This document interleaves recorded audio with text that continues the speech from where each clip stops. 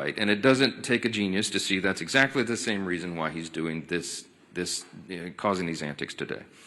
So what you'll also notice about the CRs is that they've become routine. It's the routine thing to do around here. It's Washington's bad habit. And a CR was meant to be a temporary measure, is meant and designed to just keep the government open and funded for the people while Congress finishes its work on a final budget. And that's not happened in a long time. CRs have become too common. It's the status quo. It's not the way the founders intended for this process to work. The appropriations process was envisioned to be an exercise in good stewardship. They wanted the members of Congress to have open, transparent, bipartisan, line-by-line debate so that we could spend the people's money wisely. And that's precisely what Republicans are so eager to return to and what we have achieved. We are pushing that boulder uphill, as I've said, and for the first time since 2019, both chambers, House and Senate, have made real progress towards that stewardship goal. But we just need a little more time to finish it. That's the only thing the House passed CR does. It's a clean, short-term, nonpartisan continuance of funding so that that process can work out. Now, you've all heard Chuck Schumer demand that Republicans have to come to the negotiating table. Well before, this is an important answer to some of the questions that I anticipate you'll ask later because it comes up in every press conference. Why won't you negotiate? Here's the point. We were already doing that. Before the Democrats recklessly shut down the government for their own political purposes, Republicans and Democrats were already engaged in responsible, open, bipartisan processes to find answers to these problems. And what Chuck Schumer means when he says that he wants us to negotiate is that he is demanding, and he said it publicly, I can't believe he says the quiet parts out loud sometimes, but he wants a backroom deal. He wants a backroom deal that the American people will never see. He literally has said, we need the top 4 leaders to go into a room and work this out. Why does Chuck Schumer say that? Because that's how he's operated for decades. He's been in Congress since 1980. I was 9 years old in the 3rd grade when Chuck Schumer got here, okay? He is the broken status quo. We are trying to break the status quo so government works better for the people. And Chuck Schumer is resistant to that because he can't even imagine the way the founders intended for this to work. He doesn't want this open, everybody involved, all members, bottom-up process. He wants 4 people to go in a back room and just make this deal and hoist it down upon everybody else. I'm not participating in that. Chuck Schumer doesn't like that. He doesn't like that we're trying to get Washington to work again because he doesn't know how to operate in that kind of system. And we're certainly not going to allow the American people to be taken hostage for his political gain. I'm going to hand it off first here to the indomitable Dr. Virginia Fox. She is the chairwoman of our House Rules Committee. We call her the Iron Lady of the House. I know she has a lot to say about Democrats' obstruction. She's going to lay out some of the indisputable facts of this government shutdown. Dr. Fox? Thank you, Mr. Speaker. Thanks for your continued work in calling attention to the facts. You remain consistent and concise in explaining to the American people that the Democrats have shut down the government. And thank you to the members of our leadership team and members of the entire conference who've been equally as vocal and engaged. I've listened to the arguments that Democrats have been making since they shut down the government, and I cannot help but shake my head in utter disgust every time. They continue to lie like a rug. They're trying desperately to change the conversation and deflect because they know they're in the wrong and they've dug themselves into a deep, deep hole.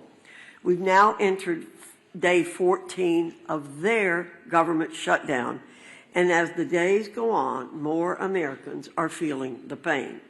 Make no mistake about it, this is real pain being inflicted upon real people.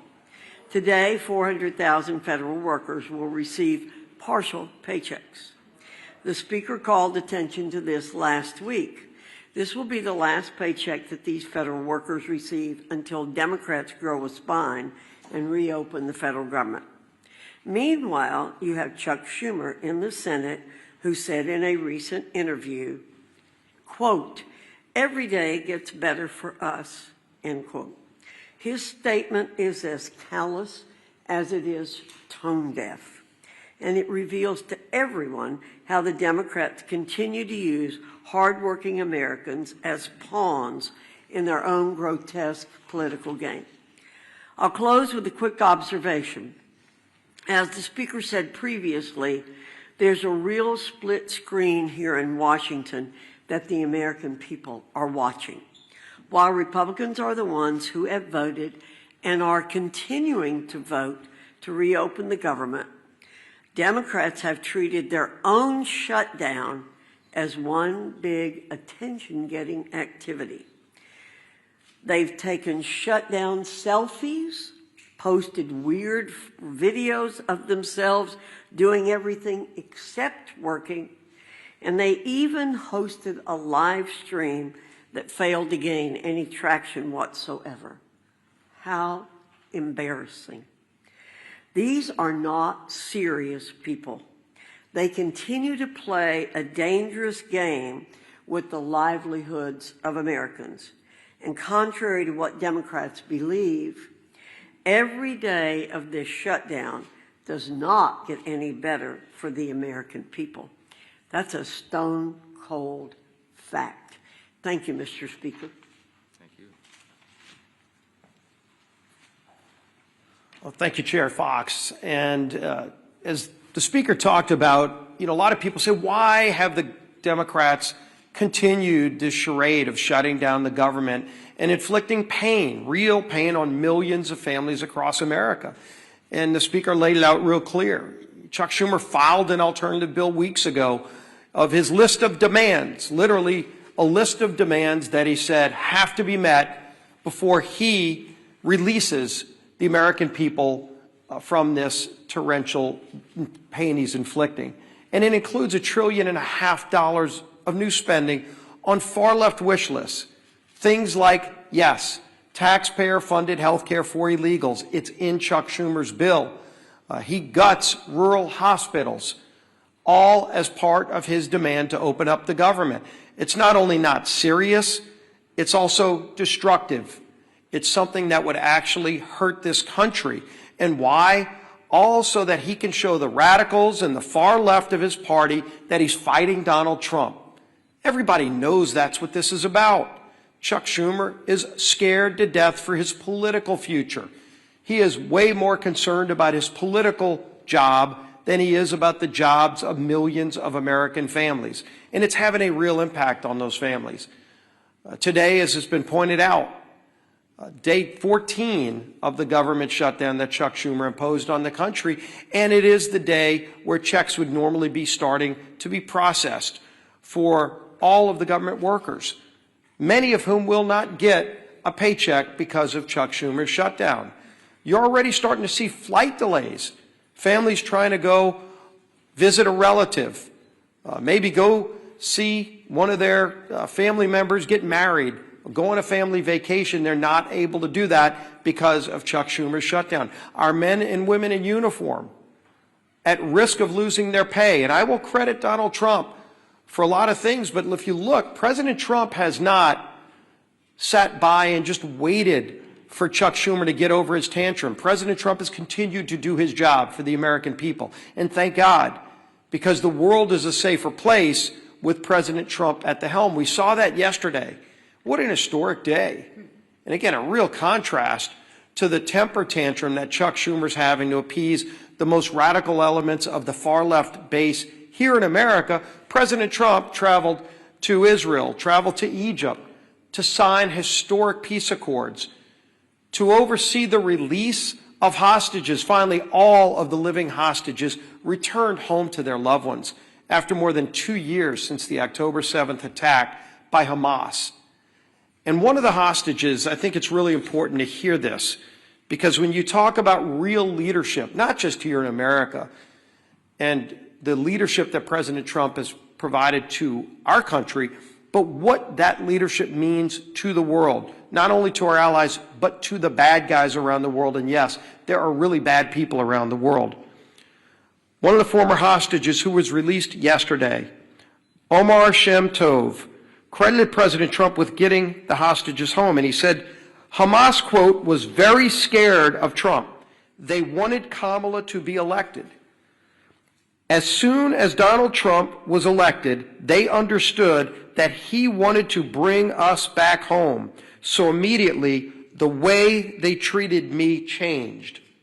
That was a direct quote from one of the hostages who was released yesterday. You can see that leadership by President Trump on the world stage, and just such an historic day, a day where people were literally dancing in the streets in Middle Eastern countries. Peace in the Middle East. It used to be a platitude that for decades seemed to be a mirage in the desert, and yesterday it became a reality because Donald Trump said he was going to do something that nobody else thought could be done, but he knew it had to be done.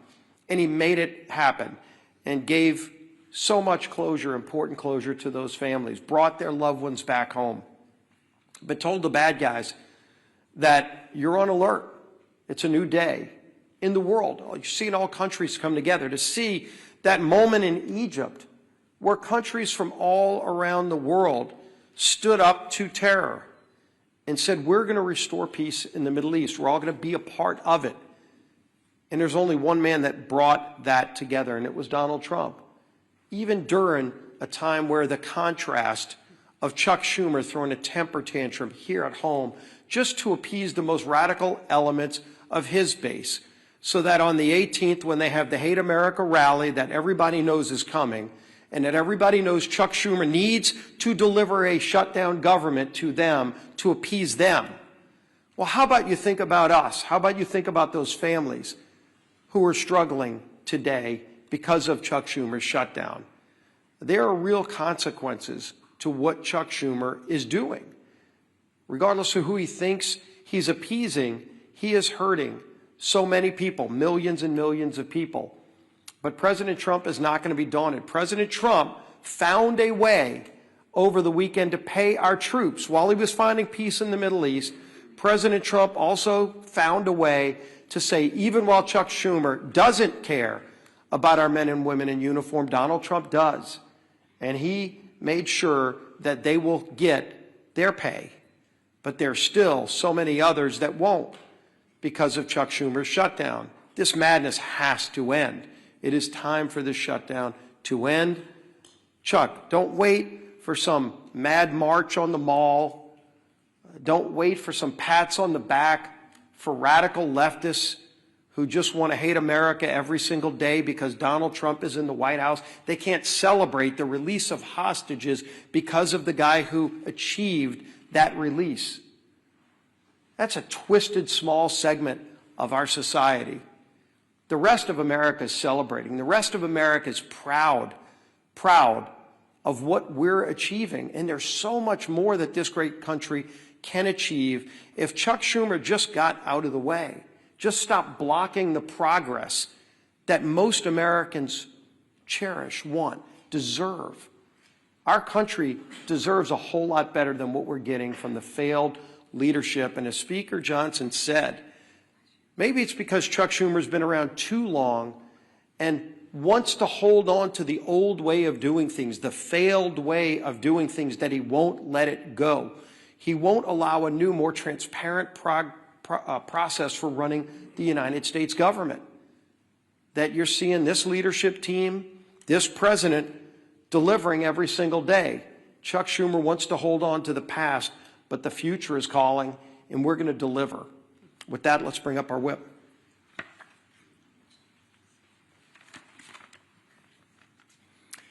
As the Speaker noted, today should be a day of celebration. President Trump achieved a historic peace deal in the Middle East.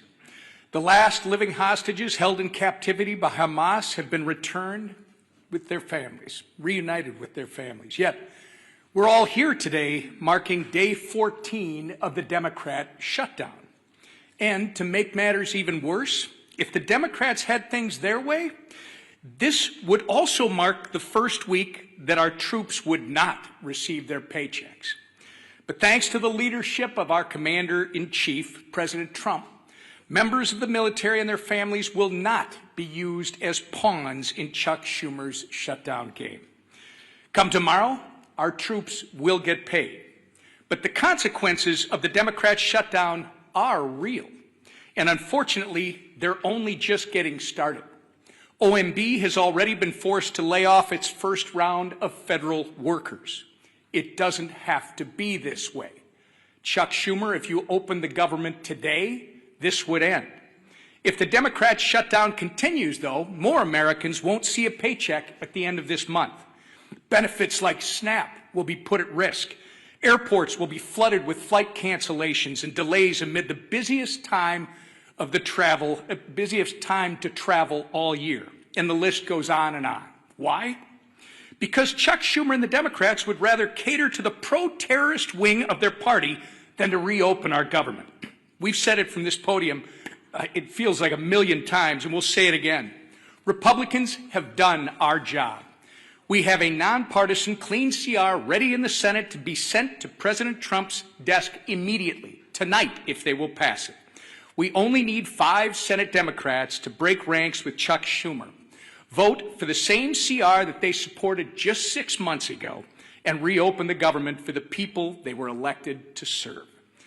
But they have refused to do so 7 times and counting. And each time that they do, hardworking Americans are forced to pay the price. Our message to Senate Democrats today is the same message we've been saying since September 19th. Stop the political games, pass our clean CR, and reopen the government today. With that, I turn it over to our conference chair, Lisa McClay. Thank you. Well, good morning, everybody. Thank you for being here. And like my leadership team behind me said, it is a glorious day. Think of what happened yesterday. Just imagine for one moment you are a family member of one of the 20 hostages that were released. I mean, think of how that had to make you feel. We all watched it on TV, right? Joy, exuberation. I mean, there were tears of joy. There was relief. There was peace. And that was done because of our president, Donald Trump, put politics aside and said, I am going to stand up for the people. And he brought peace in the Middle East. He talked about it, yes, but yesterday he did it. And actions speak louder than words. He said enough of the political games, and I'm actually going to do what's right. Now compare and contrast that to what's going on today. Chuck Schumer and the Democrats are putting politics over people. So instead of it being a joyous day that we celebrate, here we are in another government shutdown, 14 days in the making. And why? Just ask yourself why. It's clean, no gimmicks. It's absolutely clean. The speaker, the leader, the whip, we all said no gimmicks. Let's not use the American people as a pawn. Let's do what's right. Let's do something different and actually fund the government in the right way. What a concept. And Democrats, my goodness gracious, they absolutely do not want that to happen. Like the speaker said, Chuck Schumer wants all 4 leaders to get behind the scenes and make a deal. We're not going to do that. That's not how government is supposed to work. And I know I sound like a broken record, but the way to end this shutdown is really, really simple. Pass the bipartisan clean funding bill that the House approved weeks ago. The Republicans voted to keep the government open. Call your Democratic senators. They're voting to keep it shut, not us. So when you ask what negotiation, there's nothing to negotiate. We already passed. We said yes, right? Democrats won't do it. They'd rather please their radical base than put America first. Listen, I'm grateful to President Trump for finding a way to keep milk flowing to moms and babies through the WIC and paychecks going to our troops. Yes, I'm happy, but that's not going to last forever, right? So there again, he's even putting people over politics. I mean, come on. But let's be clear. These emergency measures can't fully fix the Democrats' damage. He can try, but but at some point in time, they're going to end. Sadly, as Americans suffer, Democrats, what do?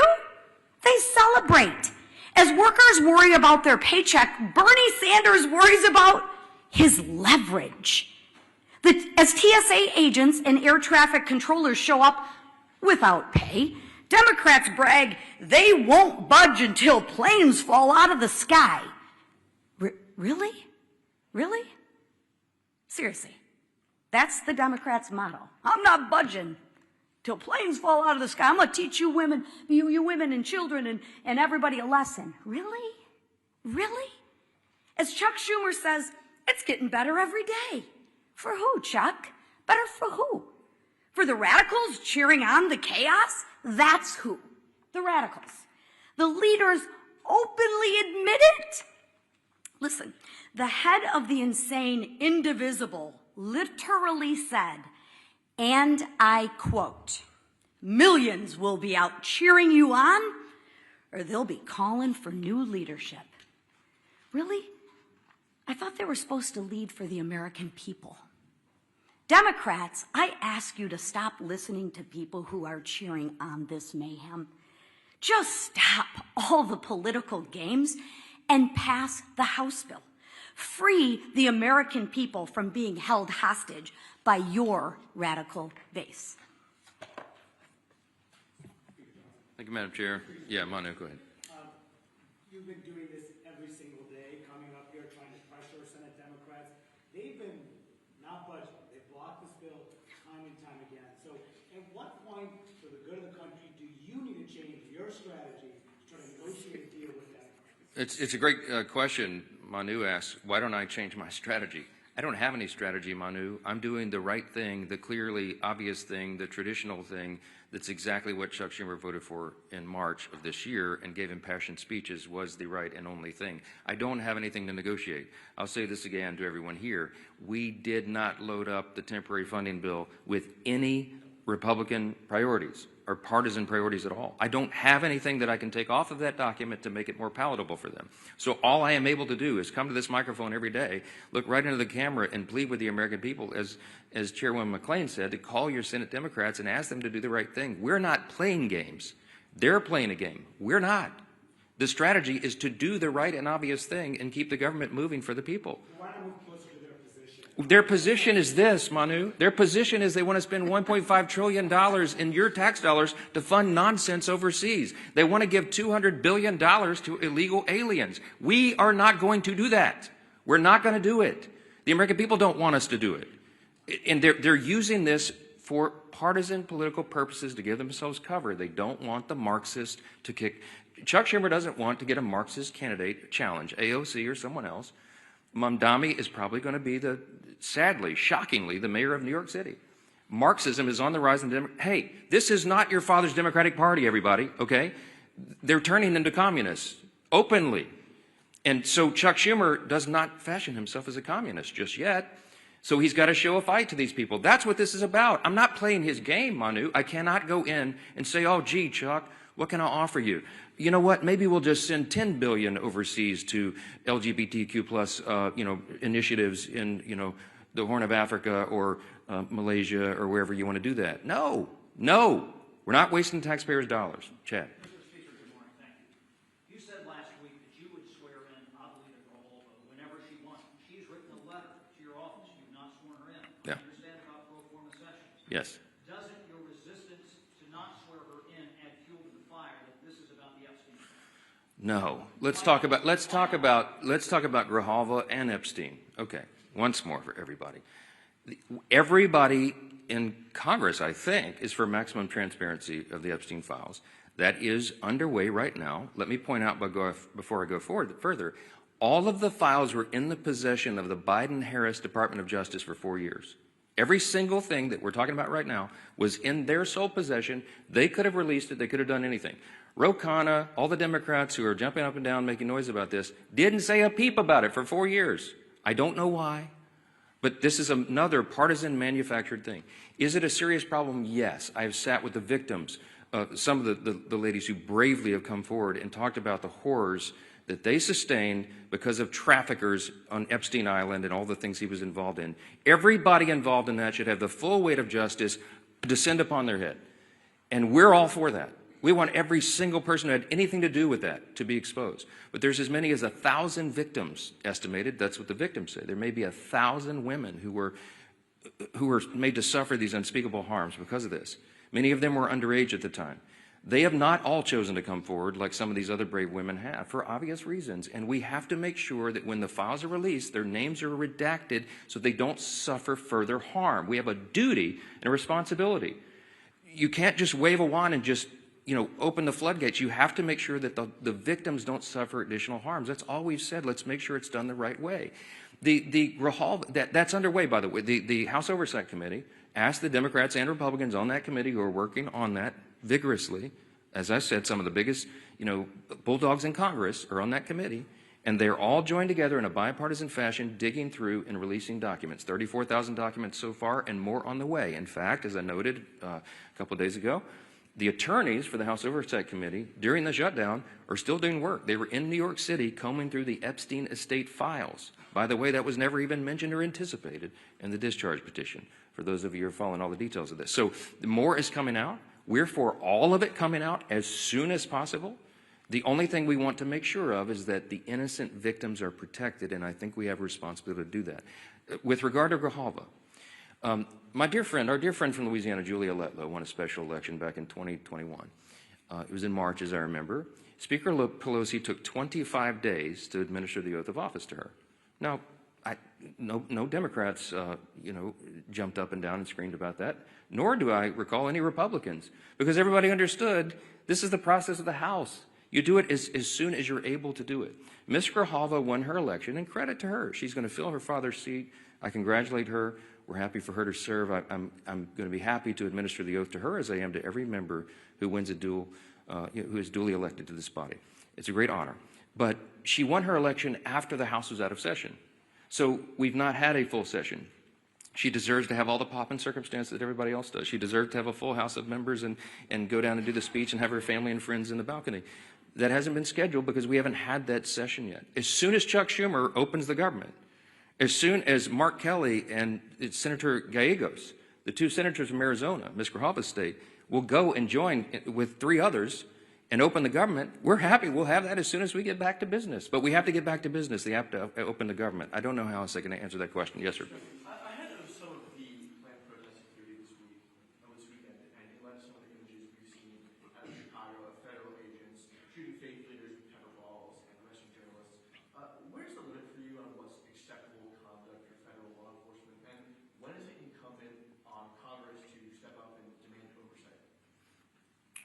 To demand oversight on federal law enforcement? Well, I've not seen them cross the line yet, and that we have committees of jurisdiction who have that responsibility, but it's not risen to that level. What I've seen is the abuse of law enforcement by radical leftist activists.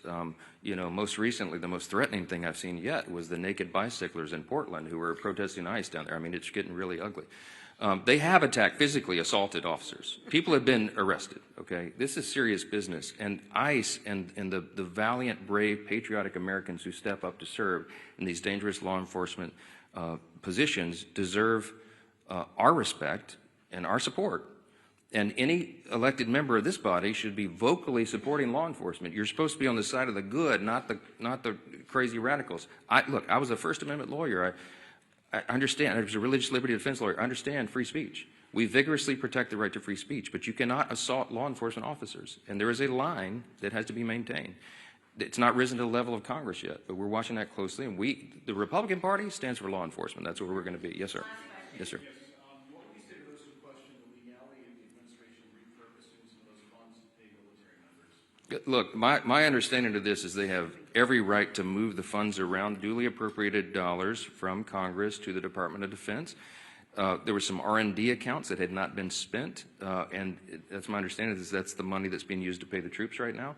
If the Democrats want to go to court and challenge troops being paid, bring it, okay? I'm grateful for a commander-in-chief who understands the priorities of the country, the necessity of national defense, and the urgency that we all feel and have voted for 8 times. Republicans have voted in Congress 8 times now between House and Senate to fund the troops and pay federal workers in all these essential jobs and agencies because we understand the necessity of that. Meanwhile, the Democrats voted 8 times to block their paychecks. I'm grateful we have a president who is willing to step up and do the right thing. Thank you all so much.